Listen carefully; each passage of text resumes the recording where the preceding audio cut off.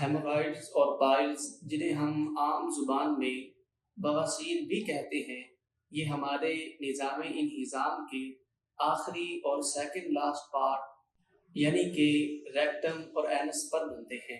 بعض اوقات کسی وجہ سے ہمارے ریکٹم اور اینس ریجن میں پائی جانے والی وینز پریشر بڑھنے کی وجہ سے پھول جاتی ہیں، جس سے افیکٹڈ ایریا میں سخت درد شروع ہو جاتا ہے اور کچھ کیسز میں شدید بلیڈنگ بھی ہونا شروع ہو جاتی ہے۔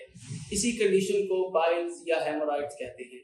انڈیا کی 75% آبادی پائلز یعنی بواسیر کا شکار ہے، جبکہ پاکستان میں بواسیر کی جو کنفرم پرسنٹیج ہے وہ ابھی تک نامعلوم ہے۔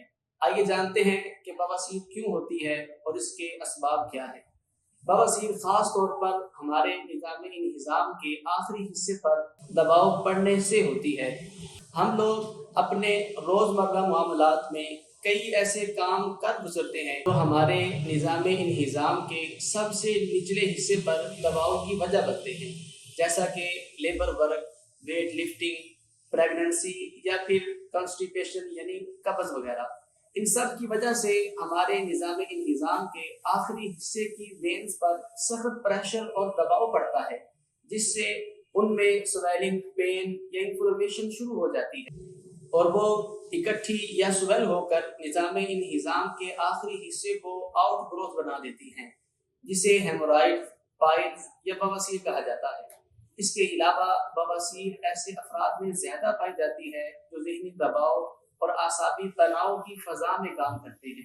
میٹابولزم کی سستی اور انتڑیوں کی کارکردگی کو متحرک رکھنے والے مفید بیکٹیریاز میں کمی یا خاتمہ ہو جانے سے بھی بواسیر کی علامات سامنے آنا لگتی ہیں۔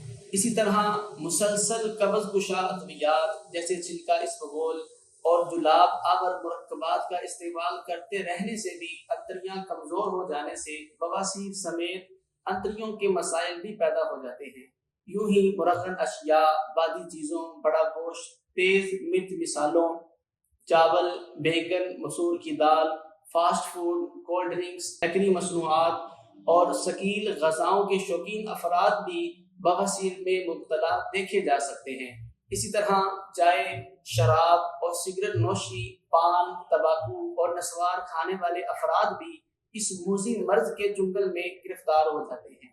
اس کے علاوہ متبادل اینٹی بایوٹک اور دافع امراض قلب ادویات یعنی دل کے امراض دور کرنے والی انگریزی میڈیسن کے زیادہ استعمال کرنے والے لوگ بھی بواسیر کی بیماری میں مبتلا پائے جاتے ہیں۔ یہ بھی یاد رہے کہ گرمی کی بنسبت سردی کے موسم میں بواسیر کا حملہ زیادہ ہوتا ہے۔ اس کی ایک بڑی وجہ پانی کا کم استعمال، مرغن و توانائی سے بھرپور گرم غذاؤں کا زیادہ استعمال ہے۔ بعض لوگوں کو بواسیر ہونے کے باوجود بھی درد یا بلیڈنگ نہیں ہوتی، جس سے ان میں کوئی سمٹم اپیئر نہیں ہوتے یا کوئی غیر معمولی تبدیلی نظر نہیں آتی، جبکہ زیادہ تر لوگوں کو بواسیر کی حالت میں نظام انہضام کے آخری حصے پر دباؤ کی وجہ سے شدید درد، سوجن اور انفلمیشن کا سامنا کرنا پڑتا ہے، جو کہ خون نکلنے کی بڑی وجوہات ہیں۔ بواسیر کا علاج کرنے کے لیے ڈاکٹر حضرات بہت سے طریقوں کا سہارا لیتے ہیں۔ اگر موقع والی بواسیر ہو تو ربڑ باندھ کر انہیں خشک کر کے ریموو کر دیتے ہیں۔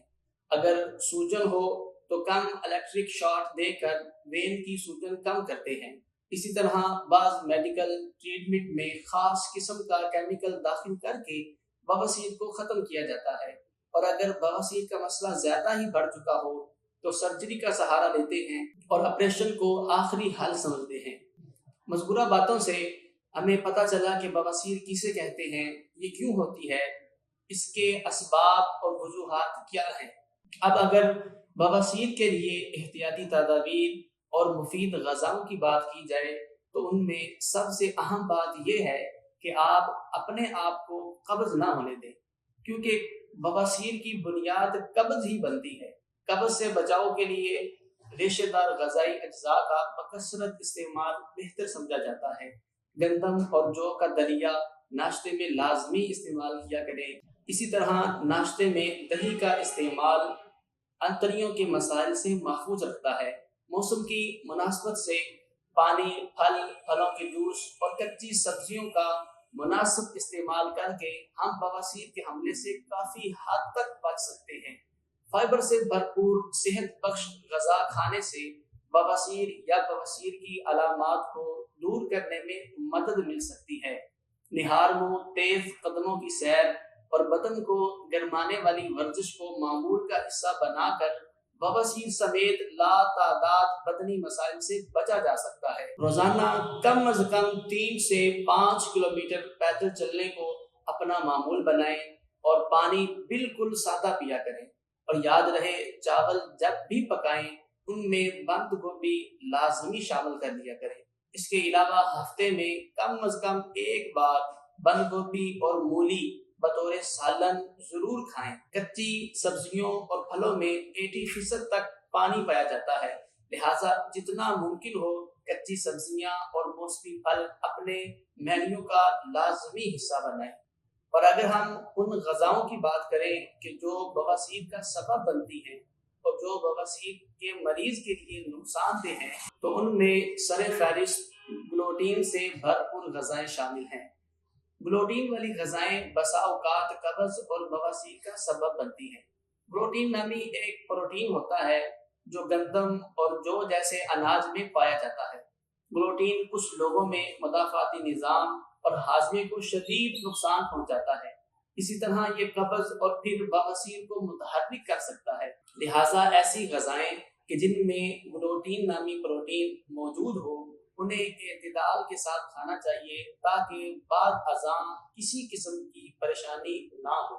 سرخ گوشت کا استعمال بواسیر کے مریضوں کے لیے انتہائی نقصان دہ ہے، کیونکہ سرخ گوشت میں فائبر نہ ہونے کے برابر ہوتا ہے اور اس میں چکنائی کی مقدار بھی زیادہ ہوتی ہے، جس کی وجہ سے یہ معدہ میں آسانی سے ہضم نہیں ہوتا اور یہ جمع ہو کر جسم سے باہر نکلنے میں بھی پریشانی کا باعث بنتا ہے۔ بواسیر کے مریض کو اس سے مکمل اجتناب کرنا چاہیے۔ اگر آپ تلی ہوئی اشیاء یا فاسٹ فوڈ زیادہ مقدار میں کھاتے ہیں تو بواسیر کا مرض مزید بڑھ سکتا ہے، کیونکہ سرخ گوشت کی طرح ان کھانوں میں بھی فائبر کم اور چکنائی زیادہ ہوتی ہے۔ اس کے بجائے آپ سبز سبزیوں اور پھلوں کا انتخاب کر سکتے ہیں جو کہ صحت کے لیے مفید اور نفع بخش ہوتی ہیں۔ کولڈ ڈرنکس، یہ ناقص مشروبات جسم میں پانی کی کمی کا سبب بنتے ہیں، جس سے قبض کا مسئلہ سنگین ہو جاتا ہے۔